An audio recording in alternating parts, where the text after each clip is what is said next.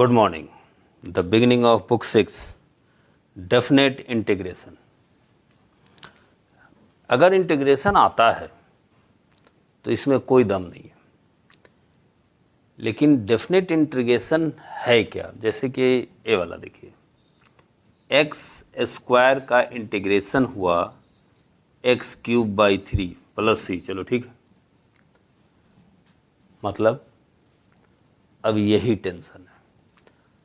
आप लोग बिल्कुल मेरा बात पे ध्यान मत दीजिएगा, लेकिन मतलब तो हम बताएंगे, ठीक है। वैसे एग्ज़ाम पॉइंट ऑफ व्यू से 12th निकालने के लिए इतना काफ़ी है। अब डिफ्रेंसिएशन का मतलब, डिफ्रेंसिबिलिटी का मतलब, मैक्सिमम ने कितना कुछ बताया गया था, वो जनरली अभी तक याद है तो ठीक है, नहीं तो जनरली याद वो रहता नहीं है। हाँ, क्वेश्चन कैसे बन रहा हो सबको याद रहता है, तो यहाँ भी वही हाल है। अब तक का ज़बरदस्त ये है, मतलब बहुत हाई कॉन्सेप्चुअल की है क्या, ये हो क्या रहा है। हम अपने तरफ से समझाने की कोशिश करेंगे कि इसका मतलब क्या हुआ, डेफिनेट इंटीग्रेशन का मतलब क्या हुआ, यूज़ क्या है, मतलब जो भी है। अब बाकी टेंशन लेना नहीं है, क्वेश्चन कैसे बनाना है उस पर कंसंट्रेट करना है। देखिए, हम लोग एरिया कैसे निकालते थे, रेक्टेंगल का या किसी का एरिया रेडीमेड फार्मूला दे दिया रहता था, हम लोग एरिया निकाल देते थे। सपोज ये एक्स एक्सिस है और ये वाई एक्सिस है। हमको एक कोई भी है y equal to f x, कोई भी फंक्शन का ग्राफ है y equal to f x, ठीक है। कोई फंक्शन है y equal to f x, actually हम दे रहे हैं एफ एक्स कितना, तो x square plus 5x, x square plus 5 रहने दीजिए, कैलकुलेशन आसान रहेगा। अब देखिए, इससे क्या है कि x कितना तो मेरा y निकल जाता है। जैसे आपका 1 तो आपका 6 आ रहा है, मतलब x 1 पे उसका वैल्यू 6, 2 पे फिर उसका वैल्यू निकल जाएगा। अब देखिए, मान लीजिए वाला a है और a b है, ठीक है। अब आपको एरिया बताना है इस कर्व के नीचे इस इंटरवल में, ये वाला एरिया बताना है। सिंपल चीज, कोई भी ग्राफ आप बनाते हैं, कोई भी टेढ़ा मेरा अजीब हाइपरबोला पैराबोला जो भी बोला, कोई भी ग्राफ बनाते हैं सर्टेन इंटरवल में, अब इस एरिया को बताइए। तो अगर ये रेक्टेंगल होता, अगर, तो लेंथ इंटू ब्रेथ हो गया, लेकिन ये ऐसे घूमा हुआ है, ये रेक्टेंगल नहीं है। अब रेक्टेंगल नहीं है तो जो कैलकुलस से एकदम स्मॉल वाला सिस्टम। अब देखिए हम लोग क्या कर रहे हैं, हम लोग अगर इसको एकदम स्मॉल रीजन में डिवाइड कर देते हैं, छोटा छोटा स्मॉल रीजन में हम डिवाइड कर दिए। अब क्या एक पोर्शन को हम रेक्टेंगल कंसीडर कर सकते हैं? ये वाला पोर्शन मान लीजिए, क्या ये रेक्टेंगल है? तो अभी भी नहीं, अभी भी टेढ़ा है। लेकिन मैटर को समझिए, जो हम डिवाइड किए हैं वो तो दिख रहा है बहुत ज़्यादा। मान लीजिए ये वाला गैप h है, h लगभग 0 जो शुरू हुआ था बहुत पहले, एकदम थोड़ा है, आपको नहीं दिखेगा इसलिए थोड़ा सा तो हम फिर भी बढ़ा दे रहे हैं। बोलिए, ये रेक्टेंगल नहीं है? कितना भी कर्व है, एकदम थोड़ा लेते हैं तो वहाँ तो एक पॉइंट हो गया, तो पॉइंट हो गया तो ऐसे वैसे टेढ़ा मेरा क्या, जो सीधा रेक्टेंगल है। यही काम हम लोग को करना है, इसको छोटा छोटा गैप में डिवाइड कर दीजिए, ये सब रेक्टेंगल है। और ये टोटल एरिया बताना था, सारा एरिया को ऐड कर दीजिए। एक टॉपिक आएगा लिमिट ऑफ सम, उसमें हम लोग इस चीज़ को देखेंगे। लेकिन अभी फिलहाल इतना सही है कि हाँ, बहुत सारा रेक्टेंगल हो जाएगा अगर छोटा छोटा गैप में डिवाइड कर दीजिएगा और सबको ऐड कर दीजिए, टोटल एरिया आ गया। तो ये मैटर शायद यहाँ तक आप समझ गए। अब हम लोग बात करते हैं इसके बारे में कुछ और। अभी अभी हम लोग डिस्कस इसके बारे में किए थे। एक फंक्शन है अजीब तरह का, y equal to f x, कोई भी फंक्शन हो सकता है, हम जनरल एफ एक्स में समझा रहे हैं, साइन एक्स का ग्राफ हो सकता है, कोई भी फंक्शन। और सर्टन इंटरवल में हमको एरिया अगर चाहिए तो हम क्या करेंगे? तो छोटा छोटा रेक्टेंगल वाला जो पोर्शन बताए थे वो ठीक है। अब नया बात करते हैं, फिर से देखिए, वैसा ही हम फिगर बना रहे हैं कि कोई सा फंक्शन है y equal to f x, y equal to f x, कोई फंक्शन है। अच्छा, हम क्या करते हैं, जैसे इक्वेशन है y equal to f x, अब एरिया आपको दिख रहा है, ये एरिया का भी इक्वेशन समझ लीजिए ए एक्स। अब ये मैटर को समझिए, जैसे y equal to f x, मतलब आप ले लीजिए सपोज 3x प्लस 1, ठीक है। एफ एक्स जो है वो क्या रिप्रेजेंट कर रहा है, x1 लीजिए तो उसका वैल्यू 4 आ जाएगा, x2 लीजिए तो उसका वैल्यू 7 आ जाएगा, x1 लेंगे तो 4 आ जाएगा, 2 लेंगे तो 7 आ जाएगा, जो भी ये फंक्शन है। उसी तरह एरिया का भी एक फंक्शन हो सकता है ax equal to x square plus 5, ऐसा कुछ। चलिए अभी एरिया का इक्वेशन है, अगर एरिया का आपको इक्वेशन मिल गया, ये जो भी एरिया है इसका अगर इक्वेशन मिल गया, मैटर को समझिए, एफ एक्स का इक्वेशन तो मेरे पास था ही, अब इसके नीचे एरिया निकालना है। सपोज एरिया का इक्वेशन हमको मिल गया ये वाला, तो हम एरिया निकाल सकते हैं। कैसे? अगर x1 है तो 6, अगर x2 है तो 9। मतलब क्या हुआ, अगर x1 है तो यहां तक एरिया निकल गया 6, क्योंकि एरिया का इक्वेशन था। अगर x2 है तो ये टोटल एरिया निकल गया आपको कितना, 9, 1 है तो 6। तो अगर एरिया का इक्वेशन मालूम है, जैसे फिर से हम रिपीट कर रहे हैं, एफ एक्स का इक्वेशन अगर मालूम है तो x1 तो वैल्यू निकलता था, y जो भी आ जाए, x1 तो y4 आ रहा है, x2 तो y7 आ रहा है, ये वाला पॉइंट निकल रहा है। ठीक है, वो तो एफ एक्स के लिए था, लेकिन अगर एरिया का आपको इक्वेशन मालूम है तो इस केस में एरिया निकल रहा है। एरिया की इक्वेशन सपोज ये है x1 तो 1 तक एरिया निकल गया कितना, 6, तो ये वाला एरिया 6 है, ये वाला पोर्शन। 2 ले लिए तो 2 तक का एरिया आपका 9 है। अगर आप 3 ले लिए तो 3 तक का एरिया निकल जाएगा। इसमें देखते हैं, अगर हम b ले लिए तो b, तो यहां से b तक का एरिया निकल जाएगा। ठीक है, हमको तो ये वाला एरिया चाहिए, तो यहां से b तक का एरिया आपको निकल गया, माइनस अगर हम a ले ले तो यहां से a तक का एरिया निकल गया, क्योंकि एरिया का इक्वेशन मालूम है। यहाँ कन्फ्यूजन में मत रहे, एरिया का इक्वेशन कहाँ से आ गया, अभी आएगा, देखिएगा, वही इंटीग्रेशन है। हम ये बोल रहे हैं कि अगर एरिया का इक्वेशन मालूम है, ये पूरा एरिया का इक्वेशन अगर मालूम है, तो हम b पुट किए तो b तक का एरिया निकल गया, a पुट किए तो a तक का एरिया निकल गया, माइनस कर दिए सिर्फ एरिया आया। तो सारा खेल है, आप एरिया का इक्वेशन निकालिएगा कैसे। ए एफ एक्स है, इसके नीचे जो एरिया बन रहा है उसका इक्वेशन क्या होगा। एक बार एरिया का इक्वेशन निकल गया तो मैटर सॉल्व, b पुट कर देंगे b तक का एरिया, फिर a पुट कर देंगे a तक का एरिया, और उसके बाद माइनस कर देंगे, हो जाएगा। ये बहुत डीपली समझने वाला चीज़ है। अगर कोई लोग स्पीड बढ़ाए हैं तो नॉर्मल कीजिए उसको, ठीक है। अब देखिए, हम ये फिगर फिर से बना रहे हैं।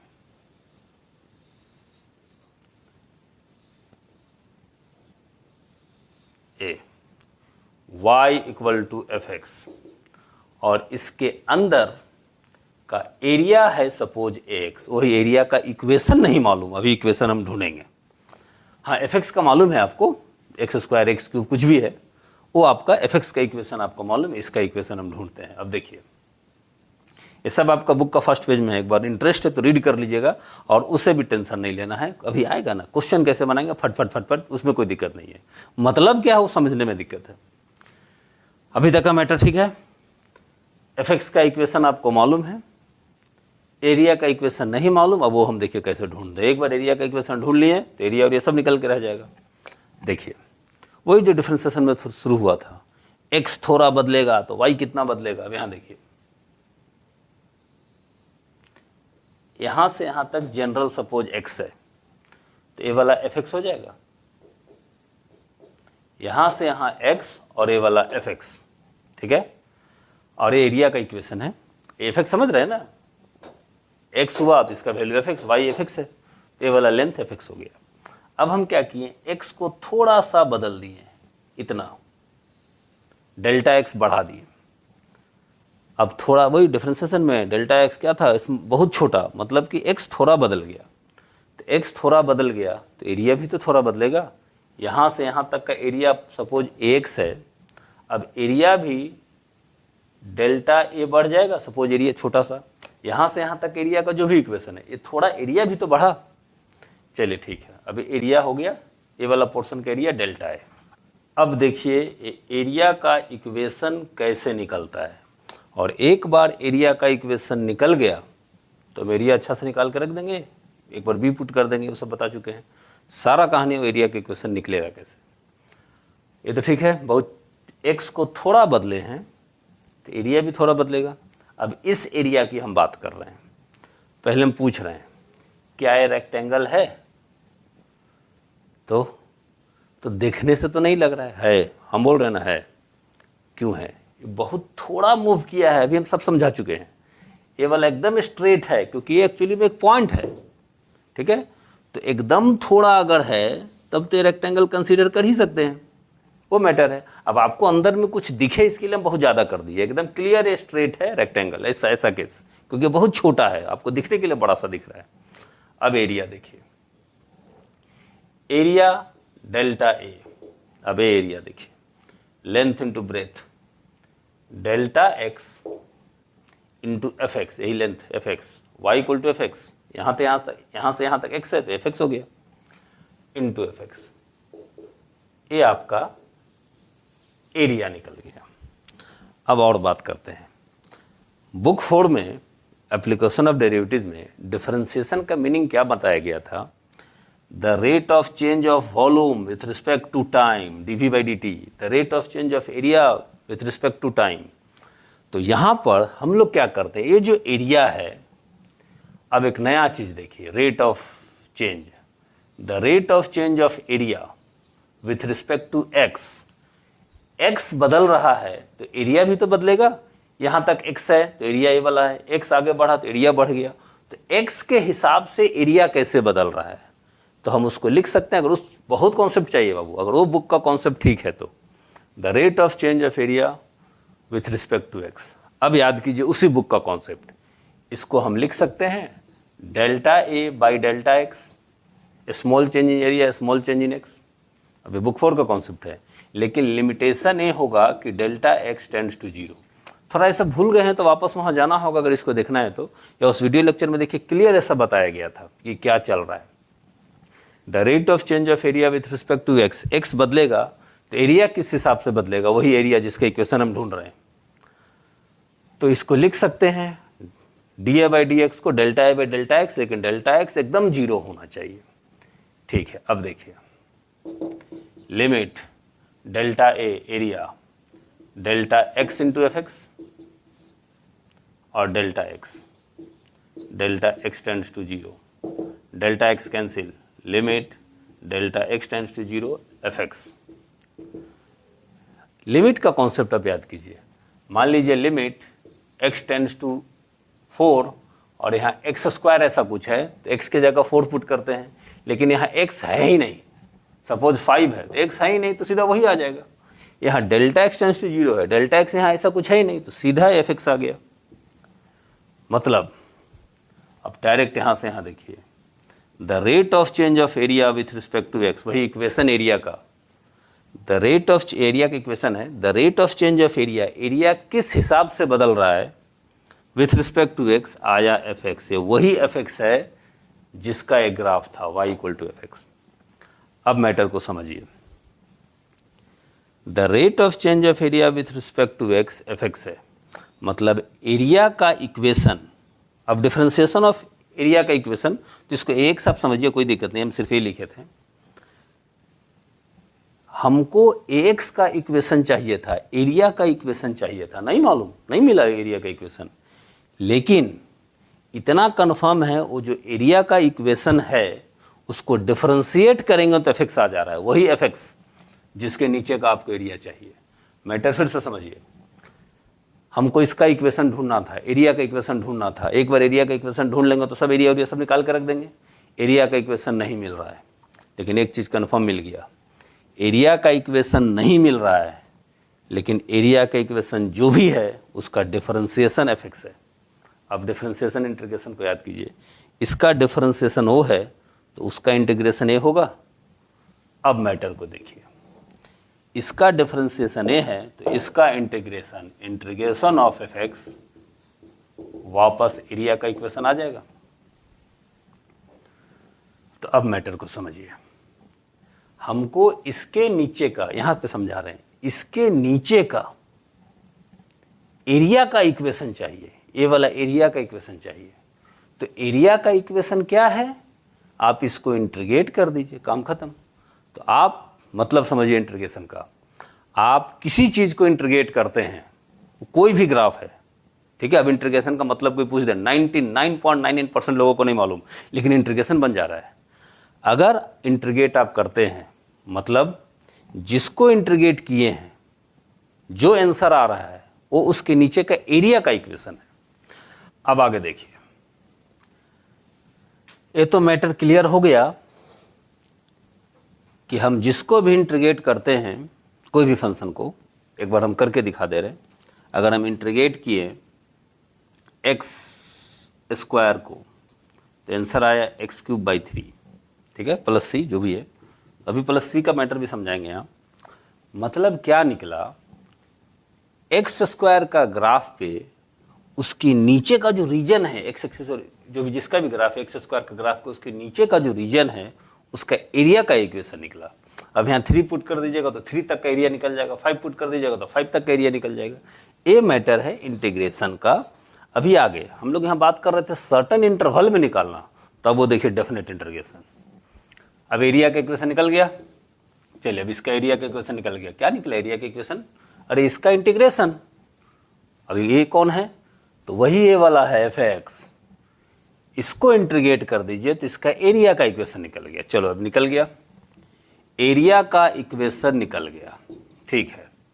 अब हम इस एरिया का इक्वेशन में एक बार b पुट कर देंगे तो यहाँ से लेके b तक का एरिया निकल गया, फिर a पुट कर देंगे तो यहाँ से लेकर a तक का एरिया निकल गया, और माइनस कर देंगे तो पूरा एरिया निकल गया। अब इसका सिंबल देखिए, ये जो भी है इसका इक्वेशन, जो भी निकला होगा उसका इक्वेशन ऐसे सिंबल देते हैं, lower limit upper limit a to b। इसका मतलब क्या होगा, ये सब सिंबल है, इसको ज़्यादा सीरियस मत लीजिए। इसका मतलब ये है कि ये जो भी है एक बार a पुट कर दीजिए, सॉरी एक बार पहले b पुट कर दीजिए, फिर नीचे वाला a पुट कर दीजिए। ये सिंबल है, तो पुट कर रहे हैं तो क्या आ रहा है, दिख रहा है, यही वाला आ रहा है, मतलब b तक का एरिया फिर a तक का एरिया।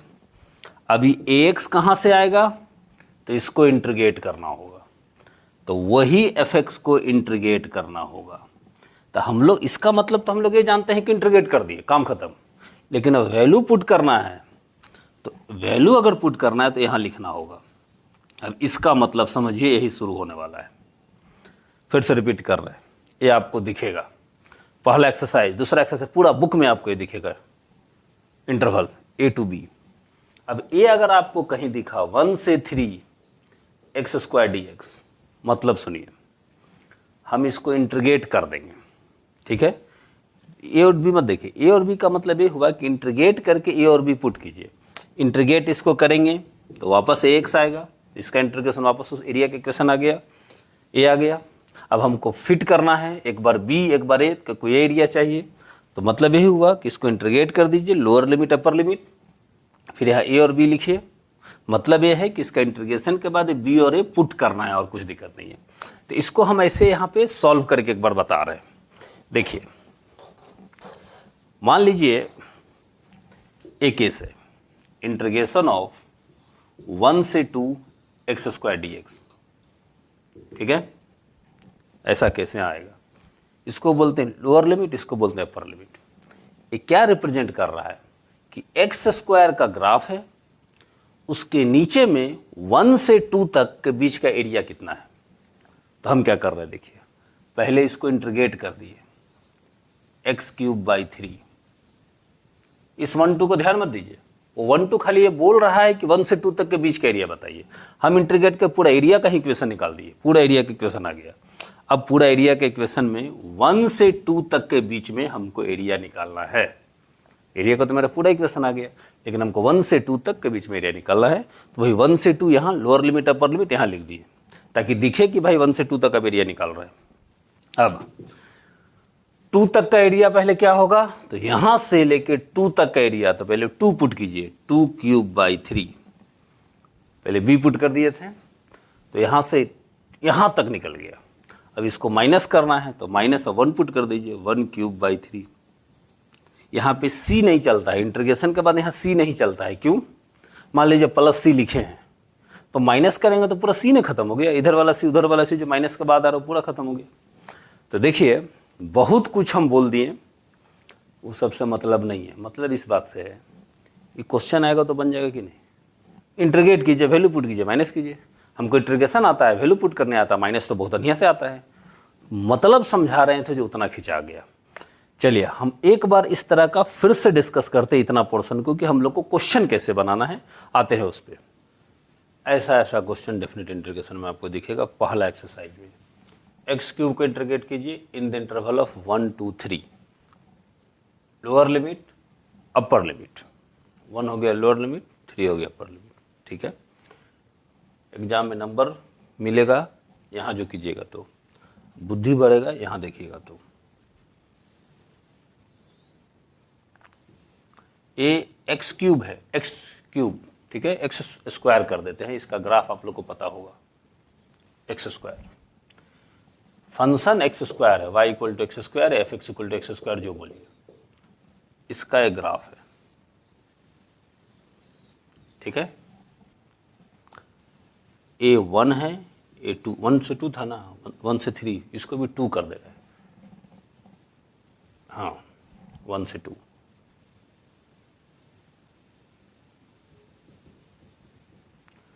उसका जो आंसर आएगा ना वो ये वाला एरिया बताएगा कि इस ग्राफ का नीचे इन द इंटरवल ऑफ 1 से 2 एरिया कितना होगा। ठीक है, वो पूछ रहा है इन द इंटरवल ऑफ 1 से 2, 1 से 2। तो हमको ये जो एरिया है उसका इक्वेशन चाहिए, एरिया का इक्वेशन, पूरा एरिया का इक्वेशन आ जाएगा। और पहले 2 पुट करेंगे तो 2 तक एरिया, फिर 1 पुट करेंगे 1 तक एरिया। तो एरिया का इक्वेशन कहाँ से आएगा, इसको इंटीग्रेट कर दीजिए, एक्स क्यूब बाई 3 हो गया इंटीग्रेशन। जिसको भी हम इंटीग्रेट करते हैं, अभी थोड़ी देर पहले ये सब कहानी हुआ था, उसको थोड़ा सा लिंक कर रहे हैं। जिसको भी इंटीग्रेट करते हैं, जिस फंक्शन को, मतलब उसका ग्राफ के नीचे का रीजन का एरिया का इक्वेशन वो आ जाता है। तो कैसे, वो सब समझा चुके हैं। अच्छा, ये तो एरिया का जनरल इक्वेशन आ गया, लेकिन हमको 1 से 2 तक ही एरिया चाहिए। तो यहाँ पे ऐसे बंद कर दीजिए और 1 से 2 लिख दीजिए। इंटीग्रेशन में जो प्लस सी देते हैं ना, वो यहाँ नहीं होगा, क्योंकि प्लस सी अगर दिए, 2 पुट कर देंगे तो प्लस सी ही रहेगा, फिर 1 पुट करके जब माइनस करते हैं तो सी तो कट जाता है। तो हटाइए, यहाँ सी लिखना ही नहीं, ऐसे याद रखिए ना, यहाँ पे सी लिखना ही नहीं है। अब एरिया का इक्वेशन निकल गया।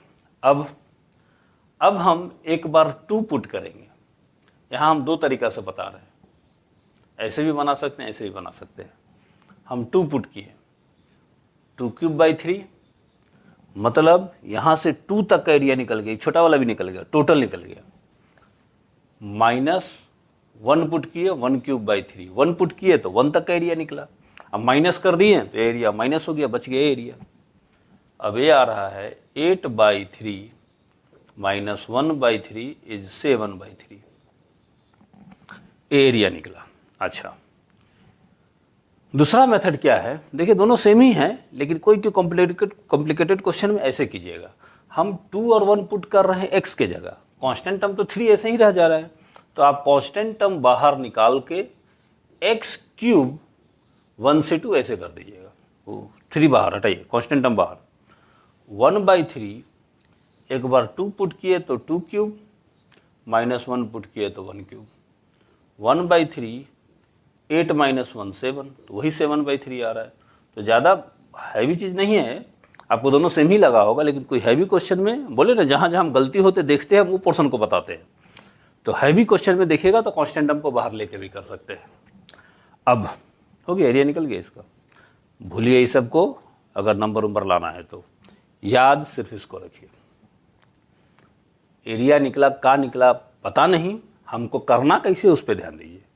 क्वेश्चन रहेगा ऐसे, मतलब क्या है छोड़िए, इंटीग्रेट हम करेंगे और ऐसे लिख देंगे 1 से 2, तो यहाँ लिख देंगे 1 से 2, उसका एक बार 2 पुट कर देंगे, फिर 1 पुट कर देंगे, एक्सरसाइज खत्म। पूरा क्वेश्चन आप बनाइए। कैसे खत्म? इंटीग्रेशन आता है कर देंगे और इसको यहाँ लिख देंगे, उसके बाद वैल्यू पुट करने आता है, एक बार 2 पुट कर देंगे, 1 पुट कर देंगे एक्स के जगह, वो भी दिक्कत नहीं है। और सब्ट्रैक्शन तो आता ही आता है, तो इसमें नया क्या है। फिर भी हम कुछ क्वेश्चन डिस्कस करेंगे, अब एक कहानी के साथ डिस्कस नहीं करेंगे, अब सिर्फ हम एक प्रोसेस वाइज क्वेश्चन को बना देंगे। कहानी वहानी मेरा सजेशन है, आप लोग भी भूल जाइए। आते हैं क्वेश्चन पे, इतना क्वेश्चन हम डिस्कस करेंगे और मैटर को समझिए। बुक 5 अगर कंप्लीट नहीं है एच तक, तो आप इसको छोड़ के पहले उसको कीजिए, ठीक है। अब इसकी बात कर रहे हैं। बहुत लोग कोई शिकायत है कि इधर हम पढ़ रहे हैं और अचानक कोई इंटीग्रेशन दे देगा जो हम बना चुके हैं, फिर हमको दिक्कत हो जाएगा। तो सबका उपाय है, आप लोग टाइम से पहले टेंशन में आ जाते हैं, ये आपको अच्छा प्रैक्टिस करा देगा। करना क्या है, इंटीग्रेट करना है तो कैसे, तो वही याद आ जाएगा, उसी में से कोई एक है, तो यहाँ अच्छा प्रैक्टिस हो जाएगा इंटीग्रेशन को डिटेक्ट करने का, ठीक है। हाँ, पहला आइटम में डिटेक्ट नहीं हो पाएगा, फिर बुक 5 देखिएगा कहाँ का है कहाँ का है, तो फिर ऐसे करते करते तुरंत सब मतलब क्लियर हो जाएगा। तो इंटीग्रेशन डिटेक्ट करने वाला प्रॉब्लम सॉल्व हो जाएगा। अच्छा, इंटीग्रेशन का जितना भी वैरायटी था, यहाँ के लिए 2 ही वैरायटी है। एक वैसा इंटीग्रेशन जिसमें सब्स्टिट्यूशन नहीं करते थे, सीधा इंटीग्रेट कर देंगे, x का x²/2, 1 का x। एक था सब्स्टिट्यूशन वाला कि हाँ किसी को t मानते हैं तो कोई dt हो जाता है, तो सब्स्टिट्यूशन वाला यहाँ दूसरा है। नेक्स्ट एक्सरसाइज 6b में मिलेगा आपको। तो क्लियर हिंट है कि 6a जब बनाइएगा तो सब्स्टिट्यूशन किसको t माने वो मत सोचिएगा, किसी को t नहीं मानना है, डायरेक्ट बिना t माने बनाइए। तो किस कैटेगरी का इंटीग्रेशन है, पार्शियल का है, क्या है, तो वो सब हम लोग डिटेक्ट कर लेंगे। जैसे पहला वाला डायरेक्ट इंटीग्रेशन, एक था ना डायरेक्ट, ज़्यादा नहीं सोचना है, कर दीजिए। दूसरा वाला भेदम शुरुआत का है, डायरेक्ट इंटीग्रेट कर दीजिए, लेकिन कोफिशिएंट डिवाइड होगा, sin 2x 2 डिवाइड होगा। थर्ड वाला डायरेक्ट फार्मूला, ठीक है, डायरेक्ट इंटीग्रेशन जो शुरू में था। 17 वाला ट्रिग्नोमेट्री वाला में कॉस का इवन पावर, साइन का इवन पावर, ये सब अलग से बताया गया था, ऑड पावर। ये वाला ये भी ट्रिग्नोमेट्री का, साइन कॉस कॉस साइन, ये सब मल्टीप्लाइड है। तो कैटेगरी को यहाँ आदत बन जाएगा पहचानने का, तो 5 वाला प्रॉब्लम यहाँ सॉल्व होगा। ये वाला बाई पार्ट्स है ना, पहला इंटीग्रेशन, अब दूसरा फिर भयानक वाला इंटीग्रेशन आता था। ए इन्वर्स ट्रिग्नोमेट्री, टी किसी को लेते थे तो ठीक है, इन्वर्स में याद कीजिए, बिना टी लिए भी बनता था, सीधे बाई पार्ट्स लगा दीजिए, इसलिए यहाँ पे है। और ये कंप्लीटिंग द स्क्वायर, तो ले दे के इंटीग्रेशन पहचानने का वैरायटी इसमें अच्छा प्रैक्टिस हो जाता है। इसलिए इतना बच्चा बोला कि सर दिक्कत हो रहा, बोले रुको रुको, अभी पेशेंस रखो और सारा प्रॉब्लम सॉल्व होगा, ठीक है। चलिए एक एक करके शुरू करते हैं। इंटीग्रेट करेंगे, जो आपको आता है, वैल्यू पुट करेंगे, वो भी आपको आता है, सब्ट्रैक्ट करेंगे तो बढ़िया से आता है। तो हम कर क्या रहे हैं, फिर भी बना रहे हैं। 6 इंटीग्रेशन ऑफ -1 से 1 x + 1। हम इसको इंटीग्रेट करेंगे तो इसके नीचे वाले रीजन का एरिया का इक्वेशन आएगा। ये सब फालतू चीज़ मत सोचिए, सीधा क्या करना है, इंटीग्रेट करके वैल्यू पुट करके माइनस करना है। एरिया वॉल्यूम का निकल रहा है उससे मतलब नहीं है, सीधा इंटीग्रेट करेंगे। x का x²/2, 1 का x, इंटीग्रेट करके ऐसे एक ब्रैकेट देके symbol lower limit upper limit यहाँ दे दीजिए। उसके बाद एक बार 1 पुट, पहले अपर लिमिट पुट कीजिए, 1²/2 + 1 -1 पुट करेंगे, -1 का स्क्वायर 1 ही हो जाता है।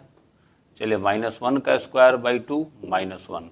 गौर से देखिए, हम यहाँ भी बहुत गलती करता है, पहले 1 पुट कर दिए x के जगह, माइनस, फिर -1 पुट कर दिए x की जगह। अब ये आ रहा है 1/2 + 1, ये आ रहा है 1/2 -1। अब आप इसको कैसे सॉल्व कीजिएगा, पूरा ब्रैकेट हटा दीजिए, 1/2 तो रहेगा, 1/2 कट जाएगा, 1 बचेगा, 2 आंसर दिख रहा है। लेकिन देखिए आगे भी बहुत कुछ मुश्किल आएगा, तो हम एक ऑप्शन दे रहे हैं, यहाँ तो ब्रैकेट हटा दीजिए जल्दी हो जाएगा। हम एक ऑप्शन दे रहे हैं कि ब्रैकेट वाइज कीजिएगा तो ज़्यादा अच्छा है। ये आपका 3/2 माइनस, ये आपका -1/2, अलग अलग ब्रैकेट सॉल्व किए। 3/2 + 1/2, 4/2 2। तो एक हम लेंदी खींच दिए, ब्रैकेट आता तो जल्दी बन जाता, लेकिन हम आगे का सोच रहे हैं। ऐसा झंझट जब आएगा तो ब्रैकेट वाइज कीजिएगा, पेशेंस रखिएगा। तो इसका आंसर 2। 8 नंबर, इंटीग्रेशन ऑफ 0 से π/4 sin 2x। कॉस का डिफरेंशिएशन माइनस साइन, तो साइन का integration minus cos 2x, sine 2x का minus cos 2x। Coefficient divide हो जाएगा, 2 डिवाइड 0 से π/4, यहाँ लिख दिए। अब वैल्यू पुट करेंगे, लेकिन झंझट से बचने के लिए यहाँ पे हमको जो फील हो रहा है कि आप कांस्टेंट टर्म बाहर निकाल दीजिए और ऐसे ज़्यादा अच्छा रहेगा। अभी हम समझाए थे, अभी भी वैल्यू पुट करते तो कोई दिक्कत नहीं था, कांस्टेंट टर्म बाहर निकाल दिए, बाहर रहेगा। तो हमको जो अच्छा लग रहा है हम वैसे कर रहे हैं, आप जैसे कीजिए। पहले π/4 पुट किए, कॉस π/4 पुट किया तो π/2 हो गया, 2 उड़ गया, माइनस कॉस 0, माइनस 1/2, कॉस π/2 0 होता है, कॉस 0 1 होता है, माइनस 1/2 इंटू माइनस 1 1/2। ये 8 नंबर। अब उसके बाद 12 number, 0 to 1/√2, 1/√1 minus x square. ठीक है, ये रेडीमेड फॉर्मूला पे है, साइन इनवर्स एक्स 0 से 1/√2। पहले 1/√2 पुट करेंगे, तो साइन इनवर्स 1/√2 क्या होता है बाद में, माइनस साइन इनवर्स 0। ये एंगल है, कौन सा एंगल जिसका साइन 1/√2 आता है, π/4, माइनस 0 π/4। उसके बाद 17 नंबर, शायद इतना जगह में बन जाना चाहिए। 17 0 से π/2 कॉस स्क्वायर एक्स। बहुत बढ़िया इंटीग्रेशन का प्रैक्टिस हो रहा है। ठीक है, किस कैटेगरी का हम लोग डिटेक्ट करेंगे, कैटेगरी पहचान लिए। कॉस का इवन पावर π/2 था, π/2, cos square 1 plus cos by 2 angle double 2x। अब दिक्कत हो रहा है तो वापस पीछे जाइए बुक 5 में, 1/2 बाहर, इंटीग्रेट का हम एक एक स्टेप कर रहे हैं, 1 plus cos 2x। Excuse me, 1 का इंटीग्रेशन x, कॉस 2x का साइन 2x/2, 0 से π/2। पहले π/2 पुट किए, यहाँ π/2 पुट किए तो 2 साइन पाई हो गया, साइन π/2, माइनस 0 पुट किए तो 0 प्लस 0, अरे साइन 0 0 ही होता, सबको खत्म, 1/2 π/2, और साइन पाई 0 होता है भी खत्म। अब उतना जगह नहीं है तो सीधा π/4। एक बार आंसर देख लेते हैं। 6 नंबर, 2, 8 नंबर 1/2, 12 नंबर π/4, 17 नंबर किधर भाग गया, π/4। आते हैं बाकी क्वेश्चन पे। अब क्वेश्चन नंबर 21 से, sign 2x sign 3x। Trigonometry को याद कीजिए, वो ट्रिग्नोमेट्री का इंटीग्रेशन को 2 इंटीग्रेशन प्रोडक्ट में था, तो जो फॉर्मूला था आपका twice sine x sine y cos x minus y minus cos x plus y. अगर इंटीग्रेशन में sine cos cos sine cos cos sine sine ये प्रोडक्ट में है, तो हम लोग इसको 2 से मल्टीप्लाई डिवाइड करते थे, आ गया ट्वाइस, इसमें सेट कर दिया, अलग अलग ब्रेक हो गया। अब इंटीग्रेट कर देंगे, तो यहाँ पे पहला काम कीजिए, हाफ से मल्टीप्लाई डिवाइड कीजिए, साइन 3x साइन 2x। हम 3x पहले क्यों लिख दिए सब बता दिए, एक स्टेप बचाने के लिए। माइनस करेंगे तो नेगेटिव ना आ जाए, इसीलिए ग्रेटर एंगल 3x को हम पहले लिख दिए, माइनस करेंगे तो नेगेटिव नहीं आएगा। 1/2, अब इसको फॉर्मूला में डाल देते हैं, twice sine cos cos x minus y 3x minus 2x minus cos x plus y 3x plus 2x। आज भी बहुत को सब फॉर्मूला याद नहीं है, कोई बात नहीं, बाद में कर लेंगे, टेंशन कुछ नहीं है। अब देखिए, half cos x minus cos 5x। अब यहाँ से इंटीग्रेशन हम लोग करेंगे, अभी तो उस लायक बनाए कि इंटीग्रेट हो जाए। कॉस एक्स का साइन एक्स cos 5x का sin 5x बाई 5, इंटरवल लो 0 से पाई बाई 4 ही तो गया, ये 0 से पाई बाई 4 ये तो छूट ही गया था। अब यहाँ लिखेंगे 0 से pi by 4, 1/2 pi by 4 put किए हैं, sine pi by 4 minus sine 5 pi by 4। ये मैटर को आप समझ रहे हैं, 1/5 बाहर, साइन 5 पाई बाई 4 हो जाएगा। 0 पुट करने का साइन 0 0, 5 इंटू 0 0, तो 0 माइनस 0 कर दीजिए ना, इसमें टेंशन मत लीजिए। 1/2 sign pi by 4 1/√2 minus 1/5 5 pi by 4। अब देखिए इसको कहीं रफ में कीजिए, वहाँ पे क्यों भीड़ बढ़ाइएगा। साइन 5 पाई बाई 4 मतलब sine pi plus pi by 4, एकदम ठीक आ रहा है। Sine 180 plus theta minus sine theta minus sine pi by 4, तो माइनस साइन पाई बाई 4 का मतलब माइनस 1/√2, ठीक है। अब इसको सॉल्व करते हैं। अब इसको सॉल्व कैसे करें, 1/2 पहले माइनस माइनस प्लस कर दिए 1/5√2, ठीक है।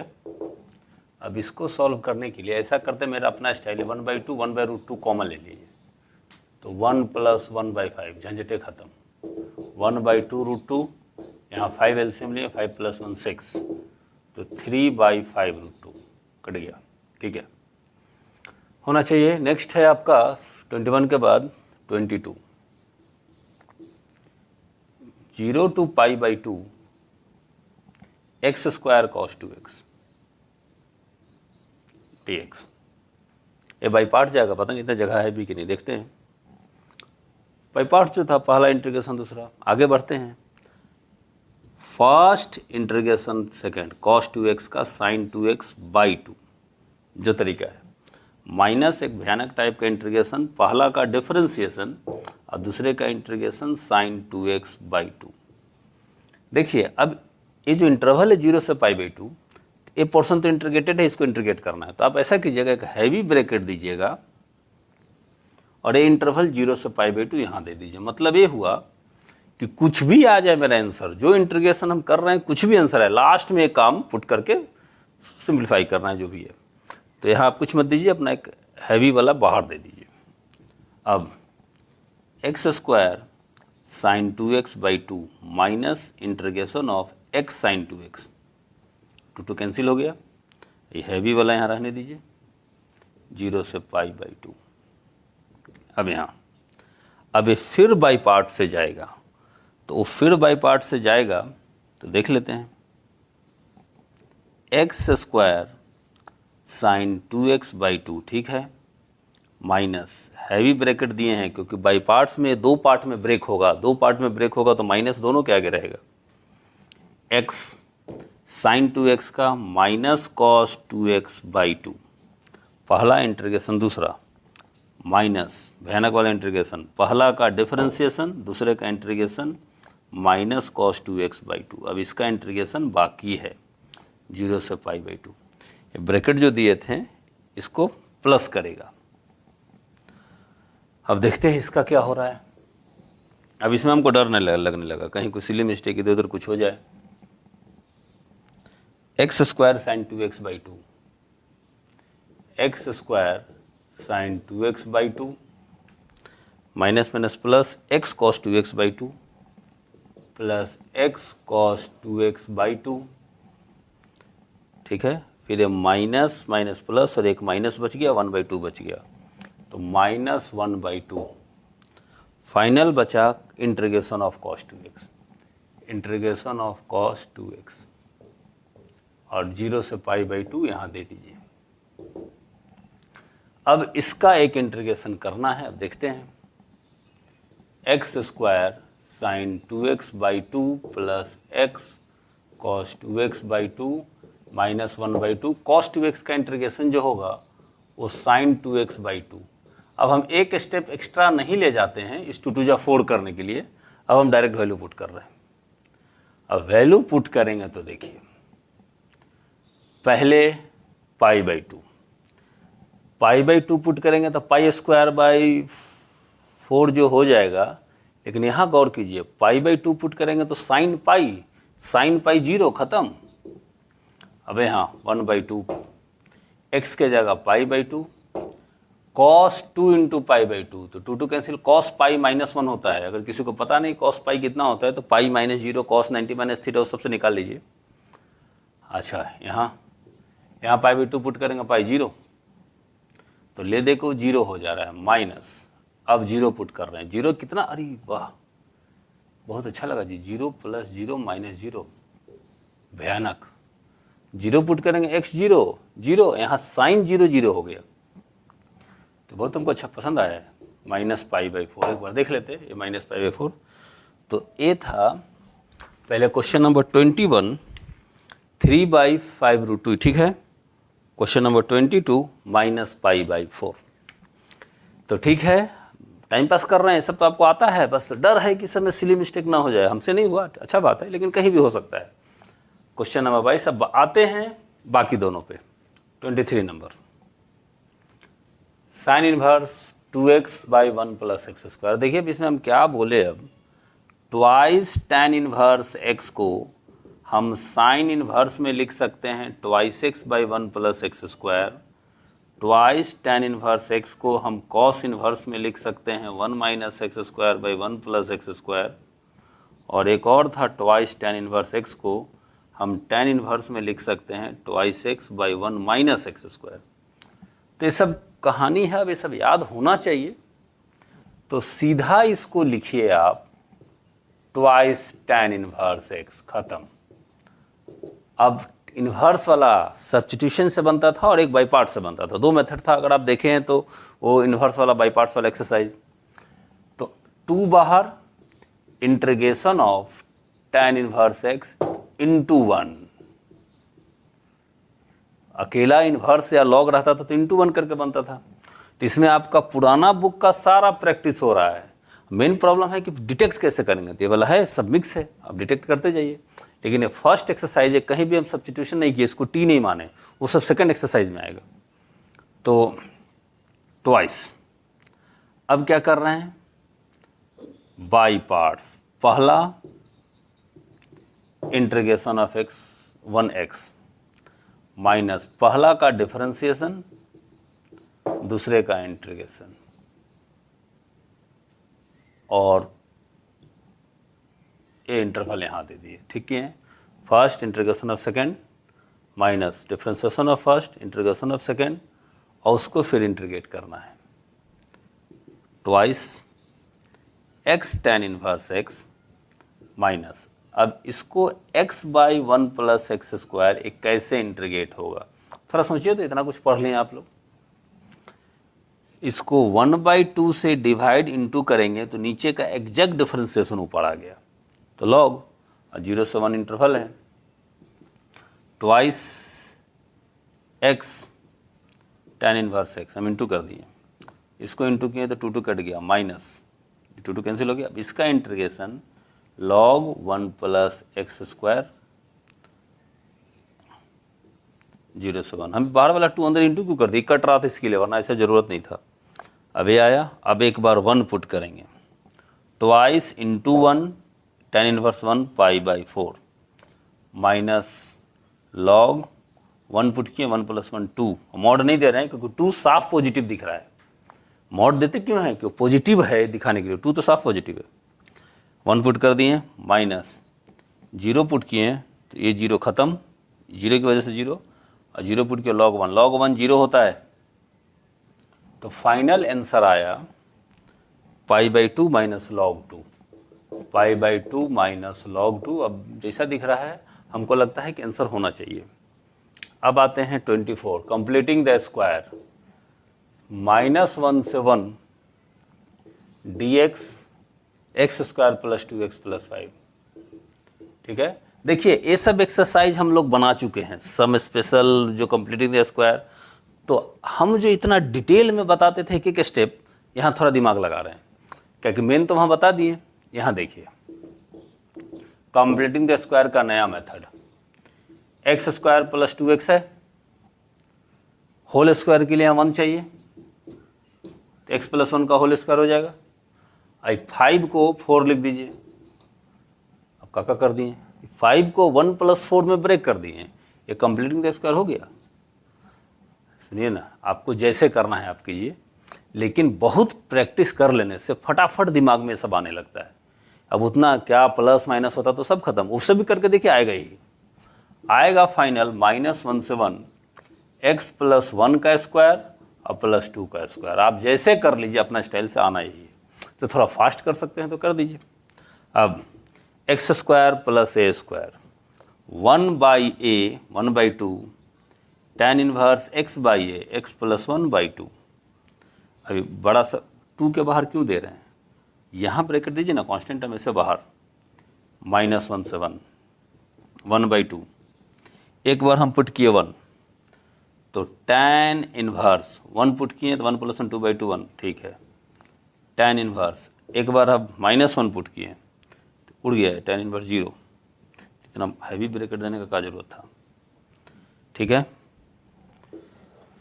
तो half tan inverse 1 π/4 -0 tan inverse 0 0 मतलब π/8। अब इसका थोड़ा आंसर देख लेते हैं, ये हम कॉन्फिडेंस है इसका आंसर होगा ही। क्वेश्चन नंबर 23 π/2 माइनस लॉग, तो इस पे शक था थोड़ा, और 24 π/8। इस एक्सरसाइज में 28 क्वेश्चन है, तो हमको लग रहा है कि एक दिन काफ़ी है, लेकिन 2 घंटा में नहीं होगा, 2.5 घंटा में होगा, लेकिन हो जाएगा। तो हम इसके लिए गैप नहीं दे रहे हैं। इसके बाद वाले एक्सरसाइज में देखेंगे, वो हम डिसाइड करेंगे। ये आपका पक्का 2 से 2.5 घंटा में हो जाना चाहिए। 28 क्वेश्चन है तो क्या बात, तो सब बन रहा है, तो इसको आप कीजिए। Thank you.